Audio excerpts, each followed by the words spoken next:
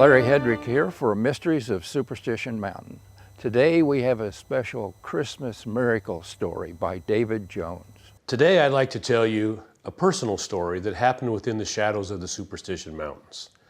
Now this is a Christmas miracle story, and it happened in the mid-1800s. Not to me, but to my direct grandfather. Not my first great grandfather. We'll get into that in just a second.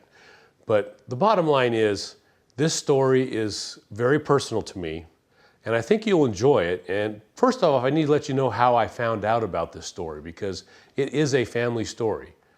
My great-grandmother and my grandmother, I used to go and live with them during the summer for a couple years, and there was always this golden bronze, or it was kind of a weird statue on the piano, and I would always say, "Grandma, Grandma, great-grandma, what is that?" And they would go, "That reminds us of our grandfather." And I go, "What?" So, as little kids do, I would bug them, and finally they said, "That reminds us of Matthew Caldwell." Now, Matthew Caldwell was my great-grandmother's great-grandfather. The great thing for people like myself, he wrote journals, and he wrote really good journals. So I would like to share with you a Christmas miracle that happened to him just in the shadow of the Superstition Mountains in the mid-1800s.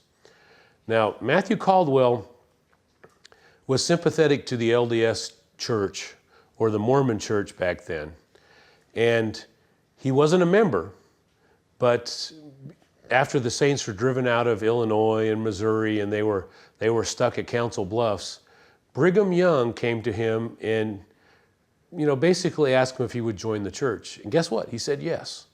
And within a few weeks, he was a member of the church. And then immediately after that, he signed up to be a member of the Mormon Battalion. Now, if you don't know who the Mormon Battalion is, it was a group of Mormons who were enlisted into the U.S. military for the Spanish and American War.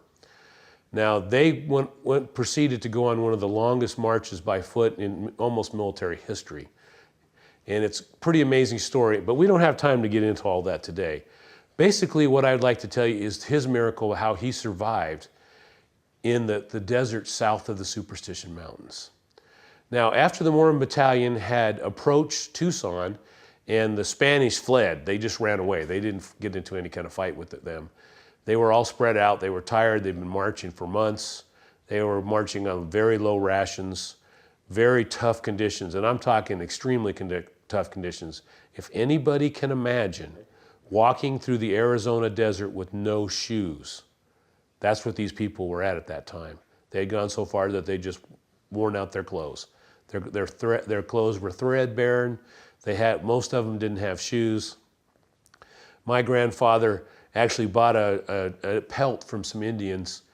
There was an antelope pelt, and he made himself a pair of breeches. And that is the reason that statue on my grandmother's piano all those years reminded them of Matthew Caldwell, because he made himself a pair of breeches out of, he called them breeches, but breeches out of this antelope skin. And when they were wet, those pants would go all the way to the ground. And when they would dry, they'd come up to his knees. And that statue, the golden statue that reminded them of that, was this bust of a guy wearing knee, like cut off at the knee pants, picking grapes, and it just reminded them of him. But to let you know how I got involved in that is I kept asking him questions, and finally my grandmother, being smart that she was, she told me a little of the story, just teased me enough to get my interest. And then after that, she found his journal and she read to me a synopsis, a shortened version of the journals, because they're very long, and put it on cassette tape for me, because it was just an amazing story of what those people went through on that battalion march. It was just incredible. But back to the story. So they're marching back from Tucson, heading north towards the Superstition Mountains before they head west to San Diego. And they come upon the Pima village. And at that Pima village, Matthew Caldwell made friends with one of the elderly women there, and he was able to purchase or trade, I guess they traded buttons and a lot of things because the Indians are really interested in them, for some cornmeal. And he absolutely loved cornmeal muffins that his wife used to make for him. And so he bought this cornmeal, and he found a metate somewhere, and he ground it up and added some water and made the mix kind of like his wife did, and heated up a fire, put them on the rocks, and made himself some cornmeal muffins. And he was in heaven. That was his favorite food. He was able to get onto it because they have been just deprived of nutrition through this whole trip. They were on half rations, and then they didn't have enough rations. It just went on and on and on. They even told one story about when an animal in the troop would die, everybody would come by and take a piece of meat as they went by, and by the end of the day, that animal was back in the camp, and that's what they were eating because they just did not have any food. It was very, very deprived. So he ate this corn muffin.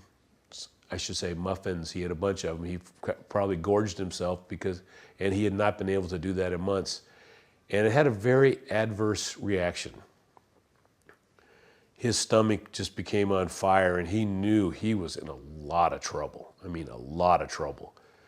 He knew that the troop was going to leave the next day, and they would leave him behind if he couldn't get going. So what he did is he left ahead of the troop, of the Mormon battalion, and he sauntered off into the desert on his own. And this whole time he is throwing up, he's having diarrhea, he's getting really sicker and sicker and getting dehydrated. And finally he gets a little ways and he just passes out. And he talks about crawling underneath what I would think is a greasewood or something like that, a tumbleweeds that we have out there in the desert, those low gritty plants, the mesquites or whatever. And he crawls underneath there and just thinking he is gonna die. And he knows he'll die if the troop comes past him and leaves him behind, because it's the middle of nowhere and no one's coming for him. So he laid there and having all kinds of distress. And at this time, he talks about how he was struggling. He thinks he's gonna die. He might die. He knows that he's been given a promise that, as many of all the troops in the Mormon battalion were given, that they would not die in battle. They would not die. They would make it. And he's having a challenge of his faith, and he's dying. And eventually, he's woken up in a start by one of the people who follow the end of the battalion, cleaning up the rear guard, I guess is what it's called. They kick him and said, "Get up on your feet." And he couldn't do it. And this particular person was one of the ones that wasn't a Mormon or a member of the church, wasn't really friendly to them. They were kind of treated kind of badly. And kicked him and basically says, "Well, you better get on your feet and catch up with us or you'll die out here in the desert," and just left him. And he's laying there thinking that the world is to end for him. And he gets this feeling deep in his heart, knowing that, that he's been made some promises. He's thinking about his family. He knows it's going to be really tough. What is he going to do if he dies in the desert? What is his family going to do and his children who are waiting for him? And he gets this feeling that it'll be okay. And then he opens his eyes and looks up, and there's an Indian on a horse. It was a Pima Indian. He describes him as what I would call a medicine man. And he points something at him, and he thinks that, he's dead. This guy's going to shoot him with an arrow or throw a spear at him, and it's over with, and they're going to take all his gear and leave him to die in the desert. But that's not what happens. He disappears, and he's looking around. Where did he go? And he comes back a while later with some other Indians with him.